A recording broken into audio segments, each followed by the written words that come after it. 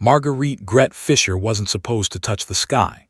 In the rigid social structure of 1940s Germany, women belonged in kitchens, not cockpits. They were meant to raise children, tend gardens, and support their husbands, not chase clouds at 10,000 feet. But from the moment 8-year-old Gret saw her first airplane, a rickety biplane sputtering over her family's farm in Bavaria, she knew her soul belonged somewhere between earth and heaven. "Mama, I'm going to fly one day," she'd announced at dinner that evening, her eyes still tracking the phantom path of the aircraft across the sky. Her mother had laughed, not unkindly but with the gentle dismissal reserved for children's impossible dreams. "Girls don't fly, Liebchen. Girls keep their feet on solid ground." But Gret's feet had always felt wrong on solid ground. While other girls played with dolls, she built model airplanes from scraps of wood and paper. While they learned embroidery, she studied aerodynamics from library books, tracing wing shapes with ink-stained fingers. Her father, a practical farmer who valued determination over tradition, noticed. He never encouraged her dream. That would have been too radical, but he never crushed it either. That silent permission was everything. At 16, Gret made a decision that would change her trajectory forever. She rode her bicycle 14 kilometers to the nearest airfield, a small grass strip outside Munich where barnstormers and cargo pilots congregated. The field smelled of engine oil and possibility. Planes sat like sleeping metal birds, and Gret's heart hammered so hard she thought it might crack her ribs. "What do you want, girl?" The flight instructor, Herr Wagner, was a gruff man with weather-beaten skin and eyes that had seen too many crashes. He didn't look up from the engine he was adjusting. "I want to learn to fly." Her voice barely rose above a whisper, but it carried steel underneath. Wagner turned then, his expression cycling from surprise to amusement to something close to pity. "Go home. Flying isn't for girls. It's dangerous, complicated. You need strength, nerves, split-second judgment. Besides, who would hire you? No airline will put a woman in their cockpit." "Then I'll scrub your floors," Gret said, the words tumbling out before she could stop them. "I'll clean your hangar, wash your planes, do whatever you need. Just teach me to fly." Wagner stared at her for a long moment. Something in her eyes, that unwavering determination, that hunger, made him reconsider. He'd seen that look before in young men who went on to become exceptional pilots. Against his better judgment, he nodded. "Every Saturday and Sunday, dawn to dusk, and if you miss even one day, we're done." Gret didn't miss a single day. For 2 years, she scrubbed oil stains from concrete floors until her knuckles bled. She polished cockpit windows until they gleamed like diamonds. She hauled fuel cans that weighed nearly as much as she did, her muscles screaming in protest. The male pilots mocked her relentlessly. They called her Wagner's pet and made crude jokes about what she was really doing to earn flight lessons. She ignored them, channeling every insult into fuel for her ambition. The other instructors refused to teach her. "It's not natural," they muttered. "Women's nerves can't handle it. She'll panic in an emergency, probably crash and kill herself." But Wagner, perhaps seeing something of his own stubborn daughter in Gret, persisted. He started her training on a worn-out Bucher Jungmann, a biplane that had trained dozens of pilots and survived countless rough landings. The first time Gret touched the controls, something electric ran through her body. The stick felt like an extension of her own hand. The rudder pedals responded to her feet as if they'd always belonged there. Wagner noticed immediately. This girl had natural instinct, the kind that couldn't be taught. She felt the airplane, understood it in ways that some pilots never did after thousands of hours. "You're a natural," he admitted grudgingly after her first solo flight. "Don't let it make you cocky. That's when pilots die." But Gret wasn't cocky. She was hungry. She studied meteorology late into the night, memorizing cloud formations and pressure systems. She practiced emergency procedures in her head while working, mentally rehearsing engine failures and forced landings. She befriended aircraft mechanics, learning every bolt and valve of the machines she loved. Knowledge was armor, and she wore it thick. By age 21, She'd logged enough hours to apply for her commercial license. The examination board consisted of 5 stern men who made no secret of their disapproval. They tested her twice as hard as they'd test any male candidate, hoping she'd fail. They threw impossible navigation problems at her, simulated emergencies, asked technical questions designed to stump even experienced pilots. Gret passed with the highest marks of the year. The photograph from her certification day showed a serious young woman in a leather flight jacket, her blonde hair pulled back in a practical bun, her blue eyes staring directly at the camera with quiet defiance. She was 23 years old, one of only 12 female commercial pilots in all of Germany. The newspaper ran a small article, "Local Girl Achieves Impossible Dream." Her mother clipped it out and kept it in her Bible, equal parts proud and terrified. Getting her license was one victory. Finding work was another war entirely. Airlines slammed doors in her face. Charter companies laughed at her application. Our passengers would never trust a woman pilot, they said. Insurance won't cover it, they claimed. Come back when you're a man, one particularly cruel operations manager had joked. For 6 months, Gret survived on odd jobs, crop dusting, banner towing, giving joyrides to tourists. Her hands, once soft from her mother's attempts at domesticity, became calloused and strong. They were working hands now, pilots' hands, capable of wrestling a plane through turbulence or threading a needle through mountain passes. Those same hands gripped the control wheel the day she finally got her break, a position with Nordwind Charter, a struggling freight company desperate enough to overlook her gender.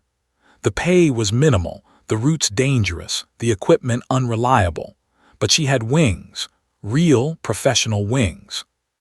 Little did Marguerite Fisher know, those calloused, capable hands would soon break every aviation regulation ever written. They would grip controls during impossible flights, carry the weight of hundreds of desperate lives, and write themselves into history as the hands that refused to let fear dictate mercy. Some people are born to follow rules. Gret Fisher was born to fly, and when the moment came, she would prove that some rules exist only to be shattered by those brave enough to see beyond them. Berlin, 1948. The city that once stood as a monument to ambition now lay broken like a child's discarded toy. 3 years after the war's end, Germany remained a landscape of rubble and regret. Buildings stood gutted, their empty windows starring like hollow eye sockets. Families lived in basements and bombed-out apartments, burning furniture for warmth. The country Gret had known, flawed as it was, had been carved up like a Christmas goose, divided between victorious powers who couldn't agree on anything except their mutual distrust. Gret Fisher piloted a DC-3 through this fractured sky, flying routes between the American, British, and French zones. The plain tail number Decora was a veteran like her, scarred by war and held together by determination and prayer. Oil leaked from the port engine with stubborn regularity. The hydraulics groaned like arthritic joints. The radio crackled with static more often than it transmitted clear signals. But she flew, and her plane flew, and somehow that was enough. Nordwind Charter had survived the war by pure stubbornness. The company consisted of 4 aging aircraft, a converted hangar in Tempelhof, and a crew of misfits who had nowhere else to go. Gret's co-pilot, Friedrich Baumer, was a former Luftwaffe pilot who resented every minute he spent taking orders from a woman. He made his feelings clear through pointed silences and deliberately sloppy pre-flight checks. "The fuel gauge is reading low," Gret observed during one morning's inspection, her breath misting in the cold April air. Friedrich shrugged. "Looks fine to me." "It's not fine, check it again." "You check it, you're so particular about everything." His tone dripped with contempt. Gret had learned to pick her battles. She checked the fuel herself, discovering they were indeed running lower than reported. This wasn't incompetence, it was sabotage by negligence, Friedrich's way of proving she didn't belong. She added fuel without comment, marking it in her logbook with precise notation. Patience, she'd learned, was just another form of strength. The mechanic, Hans Gruber, was different. At 63, he'd been maintaining aircraft since before Gret was born. His hands shook slightly. Whether from age or too many years of hard labor, she never asked. But they remained the most capable hands she'd ever seen work a wrench. He treated her plane like his own child, coaxing life from dying engines and finding replacement parts through channels best left unquestioned. "She's tired, Fräulein," Hans told her one evening as they stood beneath Decor's wing. "This plane, she wants to rest. Every flight, I pray she makes it home." "Then we pray together, Hans. I'm not ready to be grounded." He smiled sadly. Neither is Germany, but ready or not, some things must change. The work was grinding and monotonous. Medical supplies to Hamburg, machine parts to Frankfurt, American cigarettes and British chocolates for the black market, cargo they officially never saw but everyone knew filled their holds. Gret flew 4 days a week, sometimes 5, earning barely enough to rent a cramped room above a bakery. The landlady, Frau Helmut, was kind enough to include yesterday's stale bread with the rent. But on this particular Tuesday morning, everything changed. Gret's route took her along the border between the American and Soviet zones, a boundary that grew more hostile each day. Below, the landscape told stories of desperate migration. Roads clogged with refugees, their possessions piled on carts and wheelbarrows. Families trudging westward, away from Soviet control, toward the uncertain promise of freedom in the western zones. She'd seen refugee camps before, sprawling tent cities that sprang up like mushrooms after rain, but the camp at Helmstedt was different. Even from 3,000 feet, she could see it was overwhelmed. What was designed for hundreds now held thousands. Mud streets, inadequate shelter, people pressed together in desperate proximity. "Look at them," Friedrich muttered, his voice carrying a strange mixture of pity and contempt. "Like rats fleeing a sinking ship." "They're people," Gret said quietly, "trying to survive. They should have stayed and rebuilt. Running solves nothing." Gret bit back her response. Friedrich didn't understand, couldn't understand, because he'd never had to choose between two impossible options. He'd fought for the Luftwaffe, yes, but he'd surrendered to Americans who treated him reasonably well. He didn't know what it meant to live under Soviet occupation, where former soldiers disappeared in the night and political dissent earned you a one-way ticket to Siberia. She banked the plane westward, but the image of that camp burned itself into her memory. The neat rows of tents like graves. The children's faces turned skyward, watching her plane pass overhead. Did they wonder where she was going? Did they imagine escape on metal wings? That night Gret couldn't sleep. Her room above the bakery felt suffocating despite the April chill. She stood at the window, watching Berlin's broken skyline against the stars. Somewhere out there, thousands slept in mud and fear. And she flew over them daily, carrying cargo that meant nothing, making money that bought nothing of value. What was she doing? What was the point of having wings if she only used them to transport cigarettes and machine parts? She'd fought so hard to become a pilot, broken so many barriers, endured so much mockery and resistance. For what? To be a delivery girl with a commercial license. The questions circled her mind like vultures. She remembered her younger self, that 16-year-old girl who scrubbed floors for the privilege of touching the sky. That girl had believed flying meant something. That girl had believed she could make a difference. When had Gret stopped believing? She returned to bed but didn't sleep. Instead, she lay staring at the ceiling, listening to rats scratch in the walls and Frau Helmut snoring through the thin floor. Tomorrow would bring another flight, another cargo run, another day of surviving in a country that was learning to live divided. But some part of her, the part that had defied her mother, challenged Herr Wagner, passed impossible tests. That part whispered a dangerous question. What if you could do more? The telephone call that would change everything was still days away, but the seed had been planted. Gret Fischer was no longer content to simply survive. The camps she flew over, the faces she saw, the desperate human tide fleeing Soviet control, they demanded more than acknowledgement. They demanded action. And action, Gret was beginning to realize, sometimes required breaking rules. Even rules designed to keep pilots safe. Even rules that protected her precious license. Some situations demanded a choice between legal and right, and Gret had never been good at choosing the easy path. The war had ended 3 years ago, but Gret's most important battle was just beginning. She just didn't know it yet. The telephone rang at precisely 12:47 a.m. Gret knew the exact time because she'd been lying awake, watching the luminous hands of her bedside clock crawl through the darkness. Sleep had become a stranger lately, chased away by images of refugee faces and the persistent feeling that her life was circling the drain of mediocrity. She grabbed the receiver before the second ring could wake Frau Helmut. Fischer. Fräulein Fischer. The voice was male, breathless, trembling with barely controlled panic.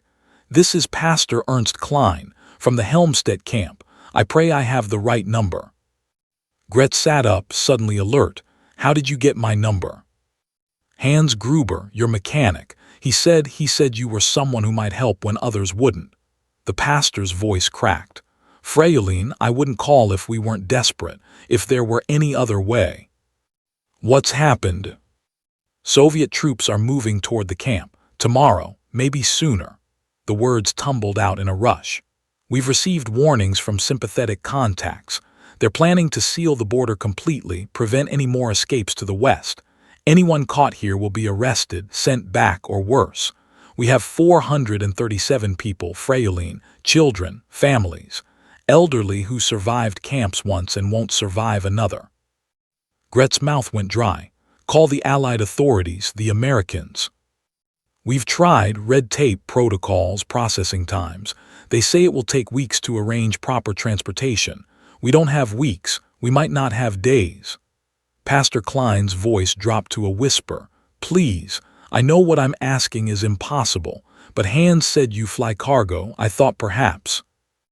My plane is certified for 48 passengers maximum, Gret interrupted, her mind already racing through the mathematics. You're talking about over 400 people. I know it's impossible, but I had to try. I had to. His voice broke completely. There's a little girl here, Anna. She's 6. She watches planes fly overhead every day and asks me when the angels are coming to save us. What do I tell her tomorrow when the soldiers arrive? That the angels exist, but they follow regulations. Gret closed her eyes. In the darkness behind her eyelids, she saw that same refugee camp from the air, the rows of tents, the upturned faces, children who still believed in angels.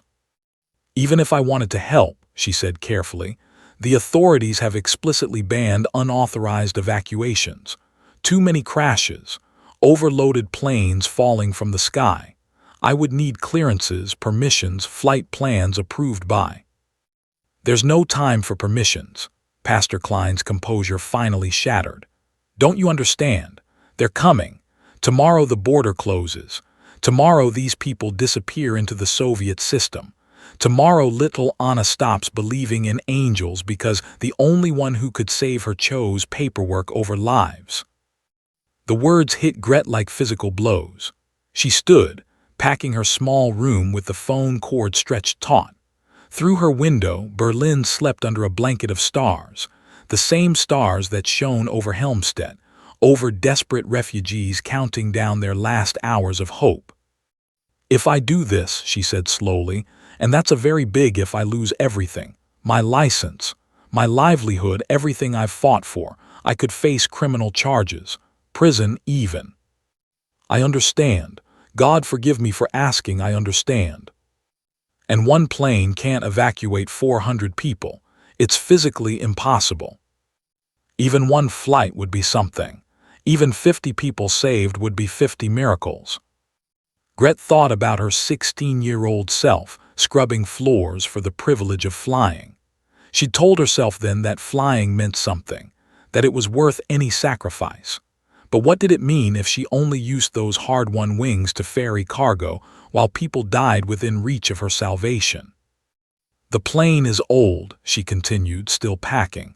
Overloading it could cause structural failure. The engines could give out. We could crash, killing everyone aboard. Yes, I would be risking my crew. Hans is an old man. Friedrich would probably report me. I'd be doing this essentially alone. Yes. The weather forecast shows storms moving in. Visibility will be poor. Landing on a makeshift airstrip with an overloaded plane in bad weather is suicidal. Yes, Pastor Klein's voice had gone quiet now, resigned. He'd made his desperate pitch and knew he was losing. I'm sorry for calling, Fräulein. I shouldn't have put this burden on you. It was unfair. You have your own life, your own. What time is dawn? Gret interrupted. Silence stretched across the phone line. What?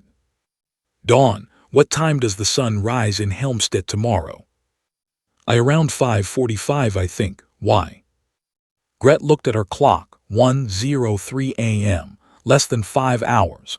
Her heart hammered against her ribs like a caged bird. This was insane. This was career suicide. This violated every regulation designed to keep pilots and passengers safe. Her instructors would be horrified. The aviation authorities would crucify her. Friedrich would testify against her at the hearing. She would lose everything, her license, her reputation, possibly her freedom. But in her mind, she saw a 6-year-old girl named Anna, watching the sky for angels. I'll be there at dawn, Gret heard herself say. Have everyone ready. Tell them to bring nothing except documents and children. We'll take mothers with infants first, then elderly, then as many others as the plane can physically hold.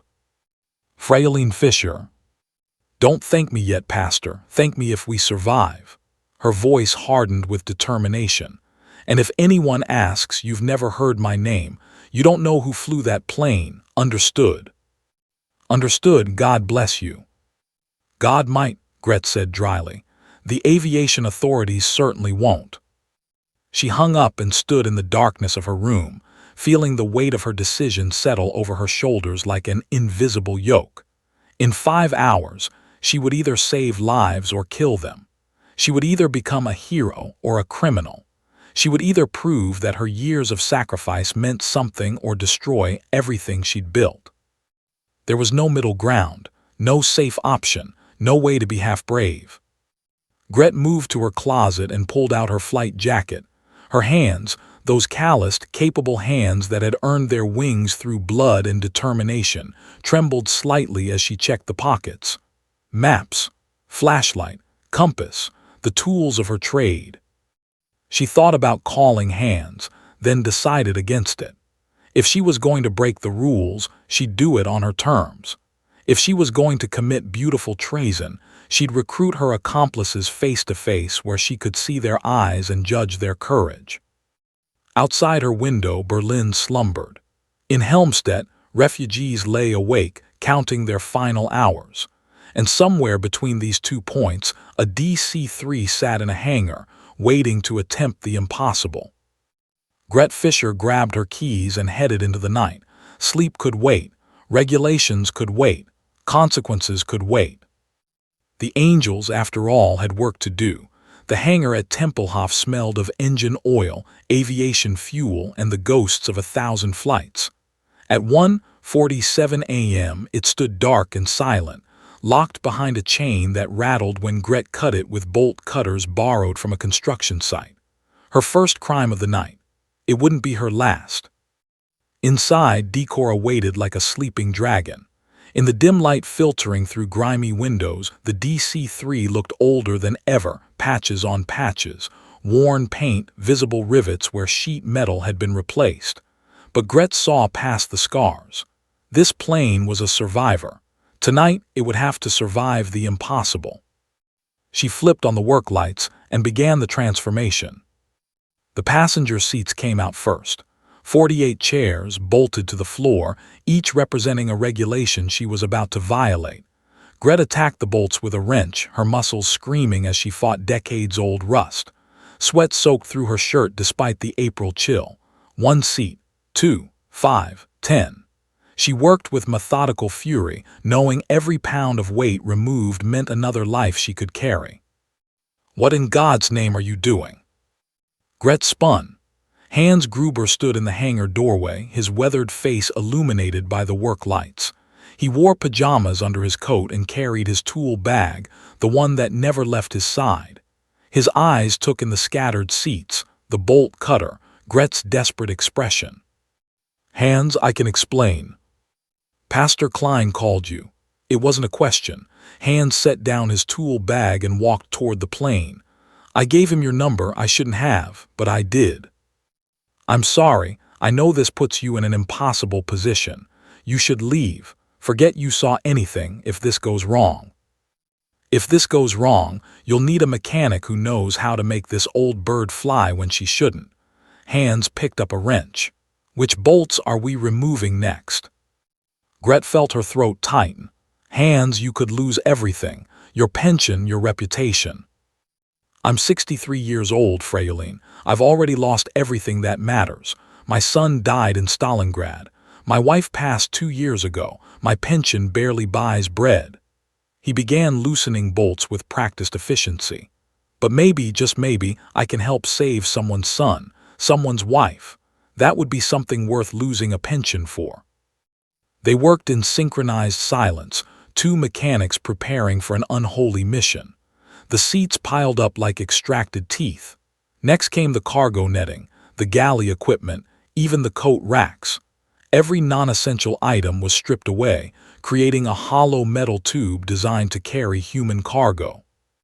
At 2:30 a.m., Gret attacked her second challenge, documentation. She spread falsified cargo manifests across a workbench, studying the official stamps and signatures she'd need to replicate. Her hand trembled as she practiced Inspector Mueller's signature on scrap paper. Once, twice, 20 times until the loops matched, until the pressure was right. "Forgery is 5 years in prison," she muttered to herself.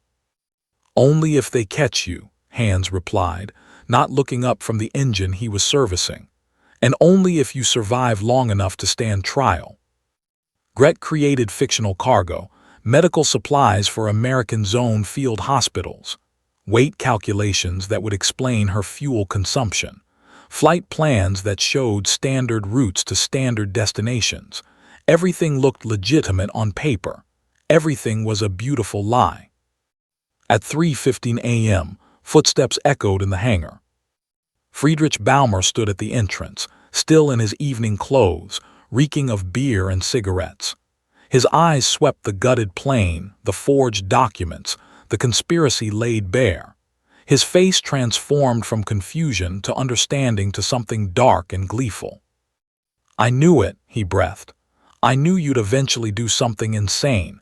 They'll crucify you for this. They'll revoke your license, prosecute you, maybe even."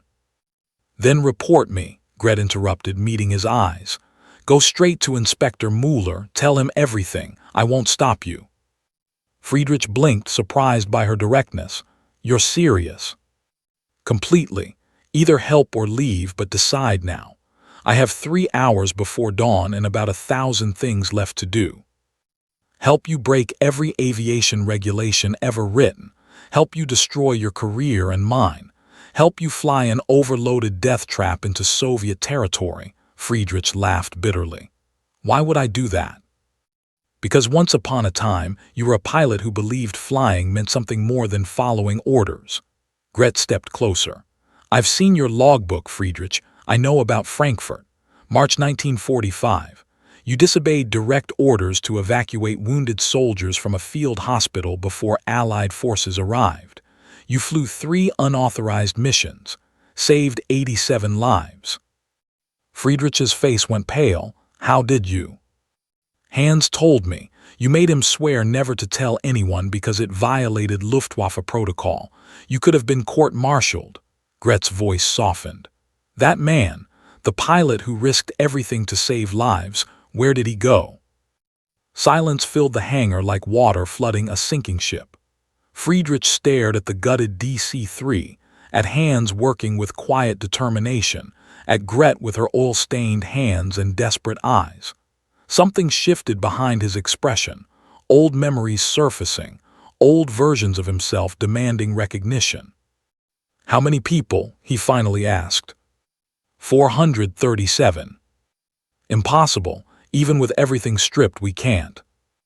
Not in one flight, multiple flights, as many as we can manage before the Soviets close the border. Friedrich closed his eyes. When he opened them, he looked 10 years older and somehow younger at the same time. I'll need to see the weather reports, check fuel calculations, test the engines, both of them, thoroughly. And if I think any flight is too dangerous, we abort. Agreed. Agreed. I want it on record that I think this is suicidal. Noted. And if we survive, you're buying the drinks. Deal.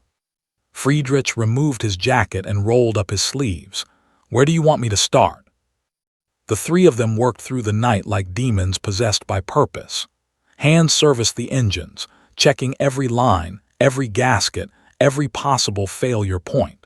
Friedrich calculated weight distributions, fuel loads, and takeoff speeds for configurations never meant to exist. Gret continued her forgeries, creating a paper trail that might give them plausible deniability. At 4:30 a.m., Gret made her final stop, the fuel depot. The night clerk, young and sleepy, barely looked up when she entered. We're closed. Emergency charter, medical supplies, I need full tanks. Gret placed her grandmother's silver watch on the counter, plus whatever extra fuel this will buy. The clerk picked up the watch, examining it under the light. Genuine silver, pre-war craftsmanship, probably worth 3 months of his salary. He looked at Gret, really looked, and saw something in her face that made him not ask questions. Tanks will be full in 20 minutes. Thank you. Whatever you're doing, he said quietly, pocketing the watch, I hope it's worth it. Gret thought about Anna watching the sky for angels. It is. By 5:15 a.m., Decora was ready. Fueled, serviced, stripped to her bones, and loaded with falsified documentation that would fool inspectors or get them all arrested. Hans, Friedrich, and Gret stood beneath the plane's wings as false dawn painted the eastern sky. Last chance to back out, Gret offered. We're already criminals, Friedrich said. Might as well be criminals who saved lives. Hans simply nodded and climbed aboard. Gret took a final look at the hangar, her legitimate life, her legal career, her safe existence. Then she climbed into the cockpit, her hands finding the controls like greeting old friends. The engines coughed, sputtered, then roared to life. In Helmstedt, refugees were waking to their final morning of hope. Soviet soldiers were preparing to close the border, and one woman pilot was breaking every rule ever written to prove that sometimes morality flies higher than law. The sun broke over Berlin as Decora lifted into the sky, carrying 3 criminals toward their destiny and 437 souls toward their only chance at salvation. The makeshift airstrip at Helmstedt was barely more than a flattened field, grass and dirt, rutted from recent rains, with handmade wind socks fluttering at both ends. Gret circled once, her trained eyes assessing what would normally be considered unsuitable for landing. The DC-3 groaned beneath her, protesting the maneuvers, but she coaxed it downward with gentle precision. This is insane, Friedrich muttered from the co-pilot seat, his knuckles white on the controls. That's not a runway, that's a cow pasture. Then we'll land like cows, Gret replied, dropping altitude. The wheels touched earth with a bone-jarring thud. The plane bounced, skidded slightly, then settled as Gret fought to keep it straight. Mud sprayed up from the tires. The engine screamed in reverse thrust.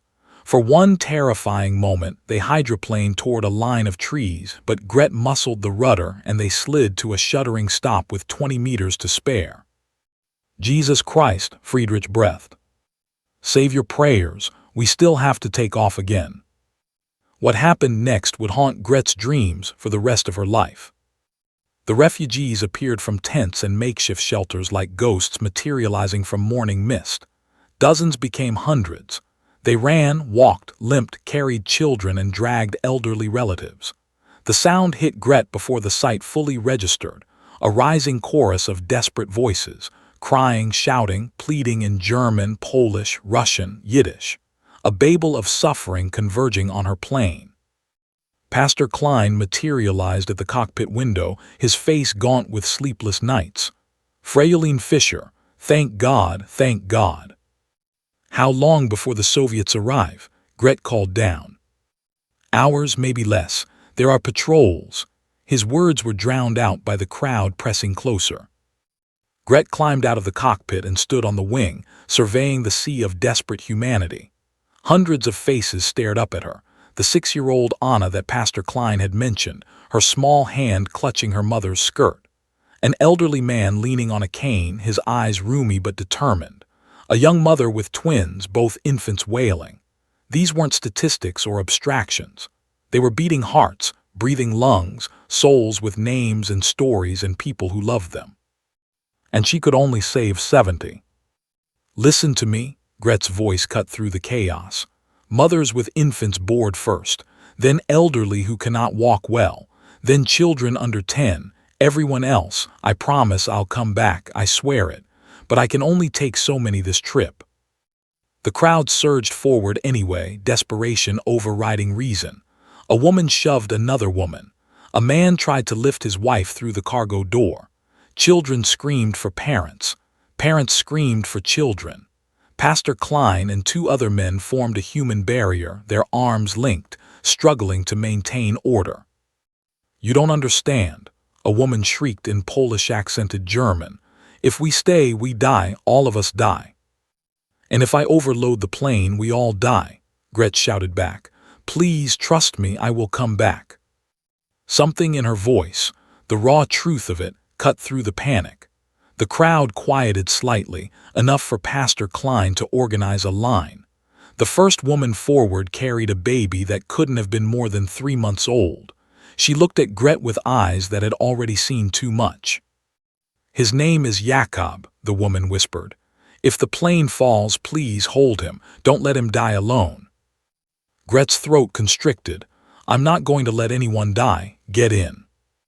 They loaded with brutal efficiency. Hands stood in the cargo hold, directing people like human cargo. Sit on the floor, back to back. Hold onto the support struts. You sit on your husband's lap. Every inch of space counts. An elderly woman balked at the door. I can't, it's too high, my legs. 2 younger men simply lifted her in. No discussion, no time for hesitation. 50 people, 60, 65. The plane groaned, its structure protesting the unprecedented weight. Friedrich performed calculations on scrap paper, his face growing paler with each addition. Gret, we're already over maximum takeoff weight by at least. I know. The engines aren't designed for. I know. If we lose power on takeoff. I know, she turned to face him. Give me one good reason to leave even one of these people behind. Friedrich stared at the refugees crammed into their plane. A little girl, Anna, clutched a ragged stuffed rabbit. She caught his eye and waved tentatively. He closed his eyes, exhaled slowly, then returned to his calculations. 73 people. That's the absolute maximum. One more body and we won't clear those trees on the far end. 73 then. Hands, 73, and then close the door. The final 3 passengers squeezed in, a teenage boy, his younger sister, and their grandmother. The cargo door slammed shut on the faces of those left behind. Their expressions, hope mixed with despair, trust mixed with abandonment, seared themselves into Gret's memory. She climbed back into the cockpit, her hands shaking as they found the controls. Pre-flight check. Fuel pressure good, Friedrich recited mechanically. Oil temperature rising. Hydraulics God help us, hydraulics nominal. Controls. Responsive barely. Gret pushed the throttles forward. The engines roared, but the plane didn't move. She pushed harder. The propellers clawed at the air, the fuselage shuddered, and finally, reluctantly, they began to roll. Speed 50 knots, 60, 70, Friedrich's voice climbed with the numbers. We need 90 for takeoff, we're running out of runway. The trees loomed ahead, dark sentinels marking the end of their luck. Gret held the yoke steady, feeling every vibration, every protest from the overloaded aircraft. 80 knots, come on, come on. Behind them, refugees pressed their faces against the few small windows. Mothers covered their children's eyes. Men prayed in silence. The engine screamed at maximum power, burning fuel at a catastrophic rate, and still the wheels clung to earth like they were cemented in place. 85, the trees, Gret, the trees. With 50 meters of runway left, Gret pulled back on the yoke. Fly, damn you, fly. For one eternal second, nothing happened. They were too heavy, the engines too weak, physics too immutable. They would crash. 73 refugees and 3 crew would die in a fireball of Gret's arrogance. She'd been wrong. So terribly, fatally wrong. Then, impossibly, the wheels lifted. 6 inches, a foot, 2 feet. The plane rose with agonizing slowness, the engines howling their protest. The tree line flashed beneath them, branches actually scraping the belly of the aircraft with a sound like fingernails on a coffin lid. They cleared it by less than a meter. From the cargo hold came a sound Gret would never forget, 73 voices erupting in simultaneous relief. Crying, laughing, praying, shouting. The sound of life snatched from death's jaws.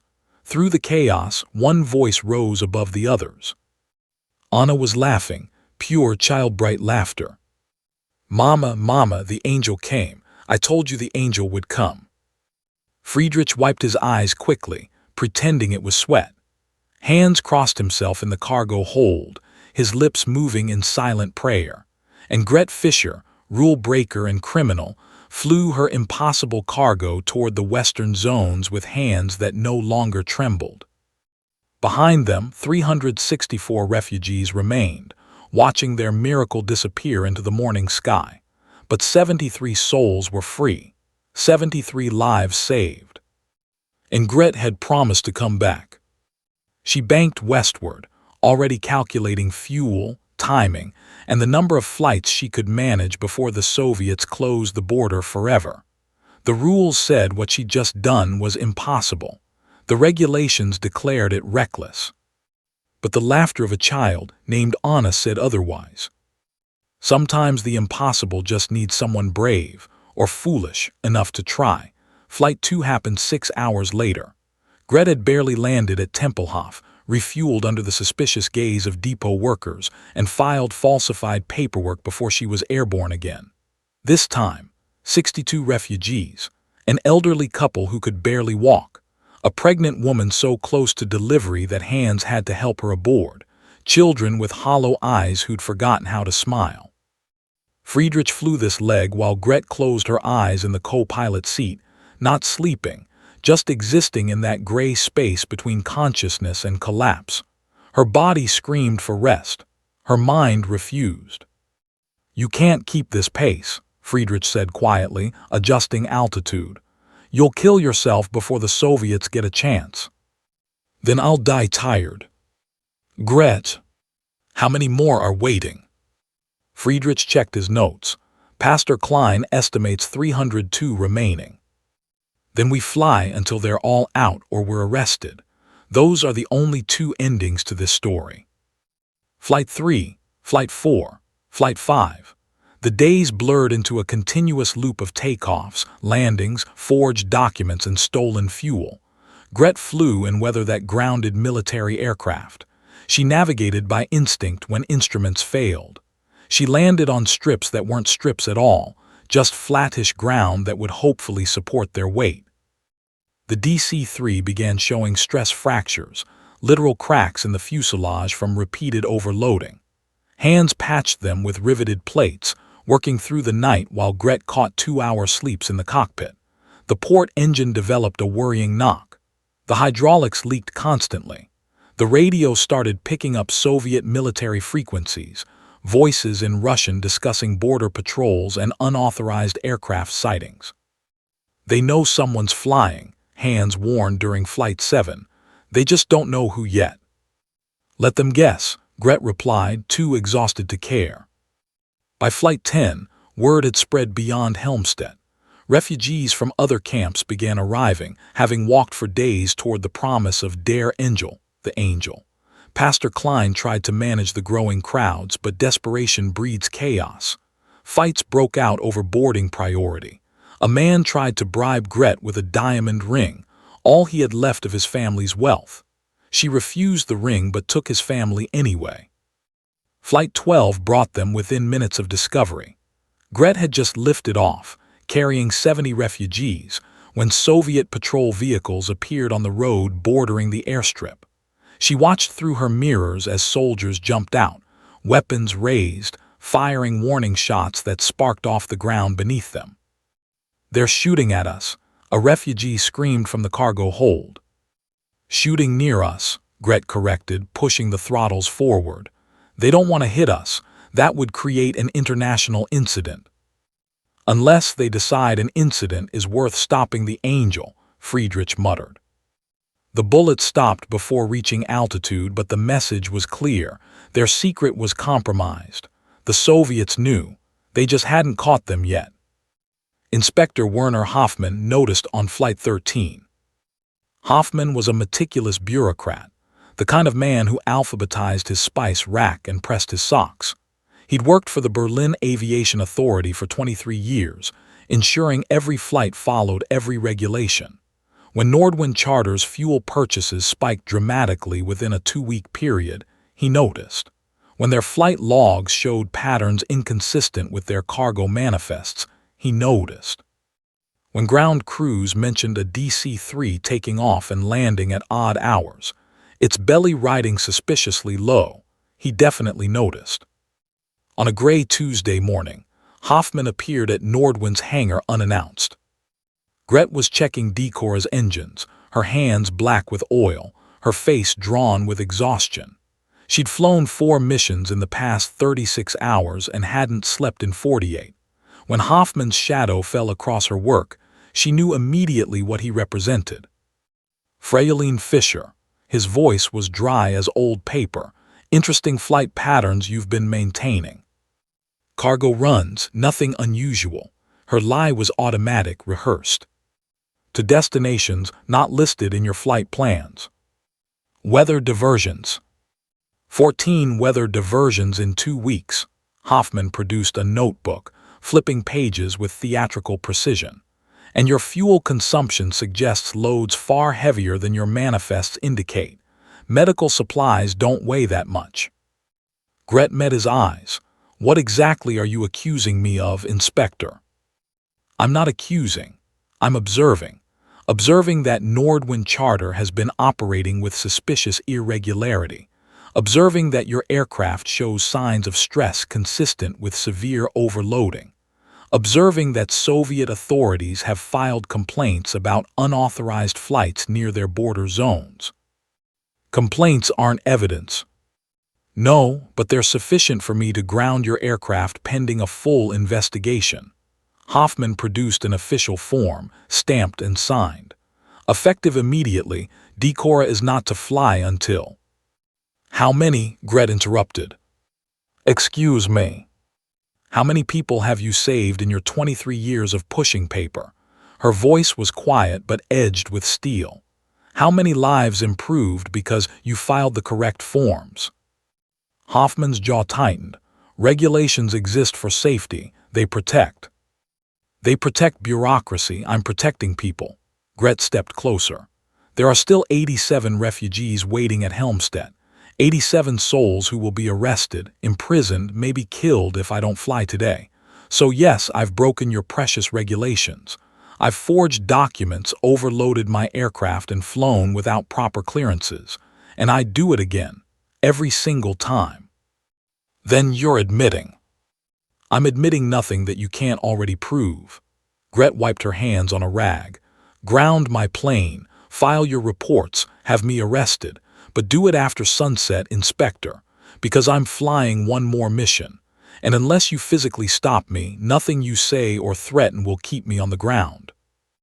Hoffmann stared at her, this exhausted, oil-stained woman who just confessed to multiple violations. He should call the authorities immediately. He should have her license revoked on the spot.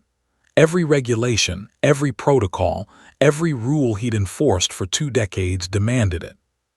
But something in Gret's eyes gave him pause, a certainty, a righteousness that transcended paperwork. "How many have you evacuated?" he asked quietly. 331 so far.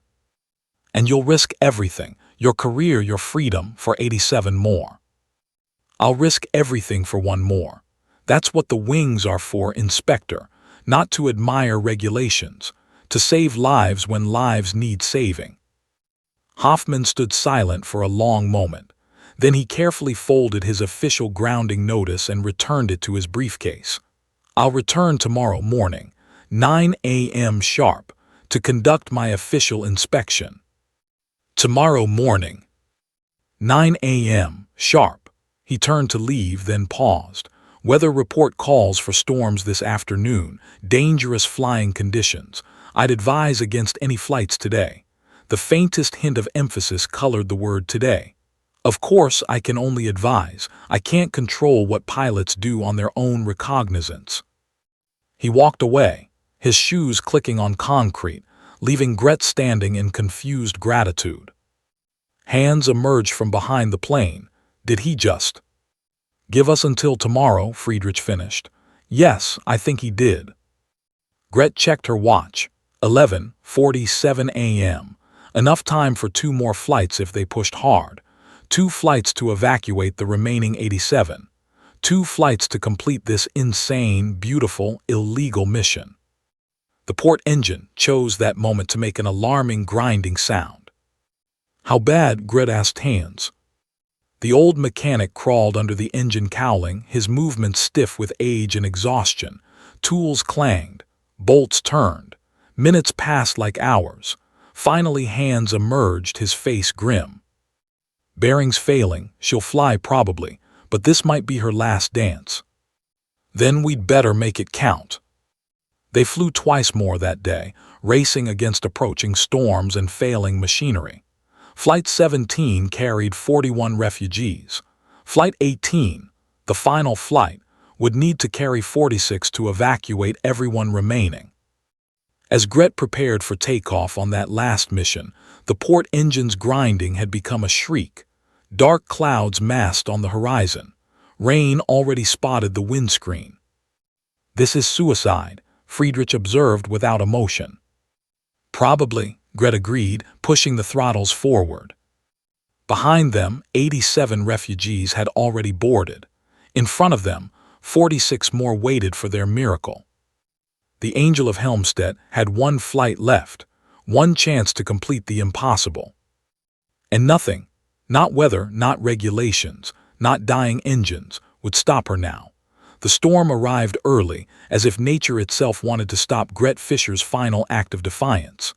Dark clouds rolled across the Helmstedt airstrip like smoke from a burning world. Wind gusts slammed against Decor's fuselage, making the entire plane shudder even while stationary on the ground. "This is beyond dangerous," Friedrich shouted over the wind. "This is guaranteed suicide."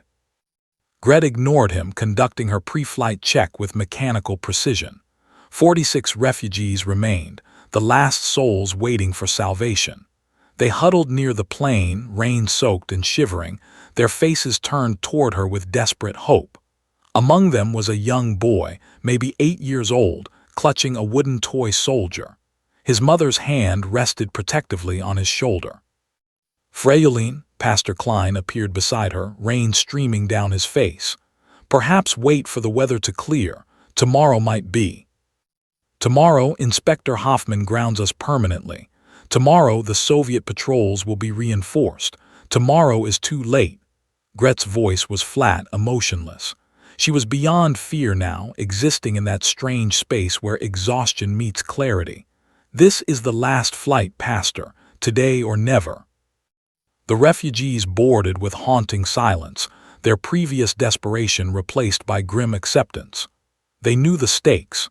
They could see the failing engine, hear its death rattle, feel the wind trying to tear the plane apart. They boarded anyway, because even a slim chance at life beats certain capture. Hands helped an elderly woman up the stairs. God willing, we'll see you in the west, Freyolene. You're not coming. Someone needs to report what happened here. Tell the truth if... He couldn't finish the sentence. If you crash, if you die, if this becomes a tragedy instead of a triumph. Gret gripped his hand. Thank you, hands, for everything. Thank you, Angel. He used the word deliberately. Angel, you showed an old mechanic that rules are sometimes worth breaking. The cargo hold filled beyond capacity. 46 refugees crammed into space meant for 48 seated passengers. They sat on the floor, stood against walls, held children on their laps.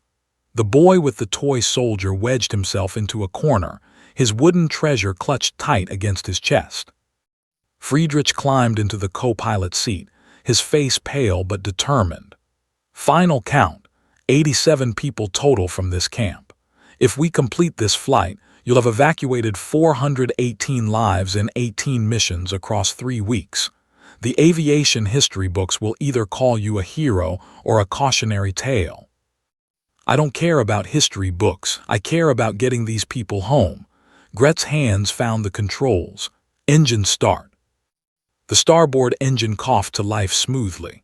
The port engine, that dying, grinding beast, took 3 attempts. When it finally caught, it screamed like a wounded animal, metal grinding on metal, something fundamental failing deep in its mechanical heart. That engine won't last an hour, Friedrich warned. Then we'd better fly fast. Takeoff was a nightmare wrapped in prayer. The overloaded DC-3 lumbered down the muddy airstrip, hydroplaning through puddles, barely gaining speed. Rain hammered the windscreen so hard that Gret flew half-blind, relying on instinct and muscle memory. The airspeed indicator climbed with agonizing slowness. 60 knots, 70, 80.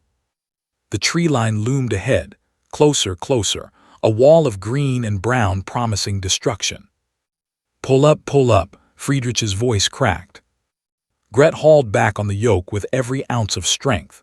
The plane shuddered, groaned, and defied physics one final time. They cleared the trees by inches, literally inches. Branches scraped the belly with sounds like screaming ghosts. Then they were airborne, climbing through storm clouds that battered them like cosmic fists. The port engine's scream grew louder, more urgent. Warning lights illuminated the instrument panel like a Christmas tree designed by Satan. Oil pressure dropping, Friedrich called out. Temperature rising, that bearing's completely gone. How long? Minutes, maybe less. In the cargo hold, refugees prayed in 6 different languages. The boy with the toy soldier pressed his face against a small window, watching lightning fracture the sky. His mother held him tight, whispering reassurances she didn't believe. The port engine failed over the border, exactly where Soviet and Allied zones met. One moment it screamed, the next it simply stopped, dead silence more terrifying than noise. The propeller windmilled uselessly. The plane yawed hard left. Feathering prop, Friedrich shouted, fighting to balance their dying bird on one engine. Gret compensated using every trick she'd ever learned. Single-engine flight was possible, barely, but not with 87 people aboard. Physics had finally caught up with her audacity. They were too heavy, too damaged, too far beyond any safety margin. We're losing altitude, Friedrich's voice was eerily calm. 200 feet per minute. We won't make Tempelhof. Then we'll make something else. Gret scanned the landscape through rain-blurred windows. There, a highway, relatively straight, relatively empty. Not a runway, not even close, but maybe, possibly, if she could thread this needle one last impossible time. Everybody hold on, she screamed toward the cargo hold. Emergency landing. The highway rushed up to meet them. Cars swerved aside, drivers gaping at the plane descending from storm clouds like a wounded angel. Gret lined up perfectly, years of training and natural talent converging in this one moment. The wheels touched asphalt. The brakes screamed. The starboard engine roared at maximum reverse thrust. They skidded, fishtailed down the highway for 300 meters before finally shuddering to a stop. Smoke poured from the landing gear. The port engine dripped oil like black blood. But they were down. They were alive. 87 refugees sat in stunned silence before erupting into chaotic celebration. Crying, laughing, shouting gratitude to God and the woman who'd flown them to freedom. Gret slumped in her seat, hands still gripping the controls, unable to make herself let go. Are they? Everyone's alive, Friedrich's voice broke. You insane, magnificent woman, everyone's alive. Police arrived within minutes, followed by ambulances, fire trucks, and, inevitably, Inspector Hoffman. He stepped from his official vehicle, surveying the scene with an expression somewhere between horror and awe. The DC-3 sat in the middle of a major highway, refugees pouring from its cargo hold, traffic backed up for kilometers.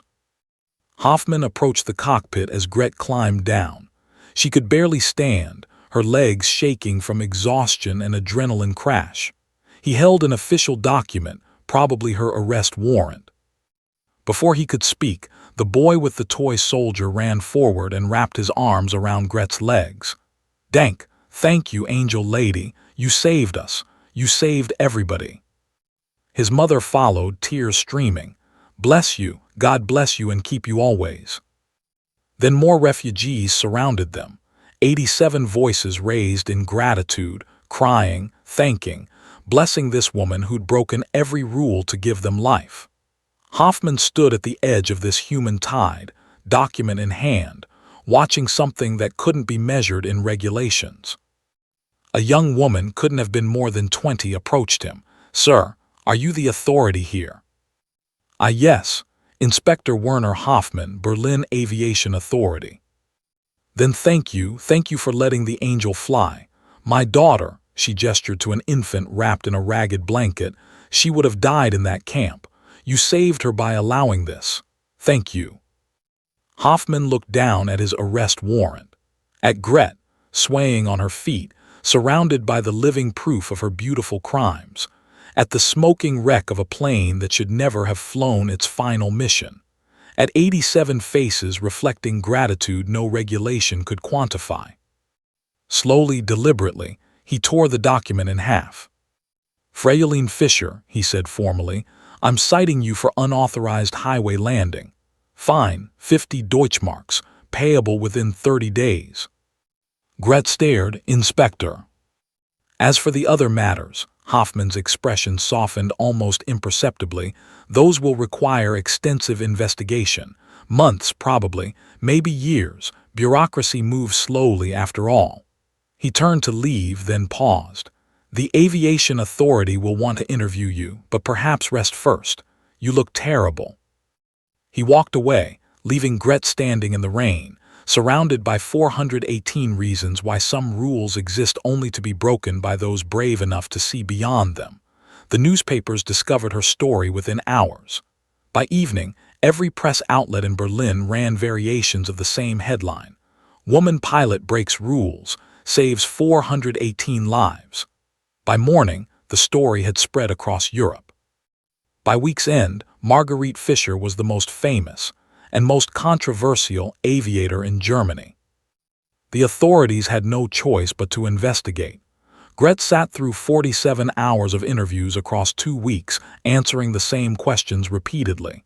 Yes, she'd falsified documents. Yes, she'd exceeded weight limits. Yes, she'd flown without proper clearances. Yes, she'd done everything they accused her of, and she'd do it again. You endangered lives, a stone-faced official declared during one interrogation. You violated international airspace agreements. You operated a commercial aircraft in flagrant disregard for safety regulations. Do you comprehend the severity of your actions? I comprehend that 418 people are alive because of those actions, Gret replied evenly. I comprehend that regulations failed them.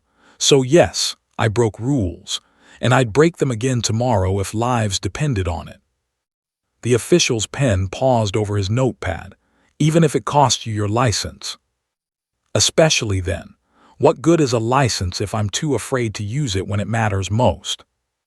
The investigation board suspended her pilot's license pending final review. Nordwind Charter, facing scrutiny and fines, terminated her employment. Friedrich resigned in protest, though the gesture cost him little. The company folded within a month anyway. Gret found herself jobless, temporarily grounded, and effectively blacklisted from commercial aviation. She should have been ruined. Instead, she became a phenomenon. Letters flooded the aviation authority offices, thousands upon thousands demanding her reinstatement. Refugees she'd saved organized protests, marching with signs reading "Der Angel fliegt," "The angel flies," and "Rules don't save lives, people do." Newspapers ran editorials debating whether heroism could exist outside legal boundaries. Churches mentioned her in sermons. Schoolchildren wrote her letters asking if angels really did exist. The boy with the toy soldier, his name was Klaus Steinmann, appeared at a press conference with his mother. He was 8 years old, solemn-faced, holding his wooden treasure. Reporters pressed forward with cameras and questions, but Klaus had prepared a statement. "Fräulein Fischer saved my life," he read carefully from a paper his mother had helped him write. "The rules said she couldn't, but she did anyway. When I grow up, I want to be someone who helps people even when the rules say I shouldn't, because that's what heroes do." The photograph of Klaus handing Gret his toy soldier, his most precious possession, given as thanks, appeared on front pages across Europe. Public opinion crystallized around a simple truth: sometimes courage requires disobedience. 6 weeks after her final flight, the Aviation Authority reinstated Gret's license with an unprecedented condition. She would help develop new protocols for humanitarian aviation emergencies. Her illegal missions became the framework for legal ones. Her rule-breaking wrote new rules. Job offers arrived from around the world. Aid organizations wanted her expertise. Airlines wanted her reputation. But Gret chose differently. She joined the newly formed Berlin Airlift Operation, flying supplies into Soviet-blockaded West Berlin. Legal flights this time, proper clearances, all regulations followed. But the spirit remained the same, using wings to save lives when lives needed saving. Years passed, decades. Gret flew until age grounded her more effectively than any bureaucrat could. She married a fellow pilot, raised 2 daughters, taught at a flight school where she emphasized that rules existed to serve humanity, never the reverse.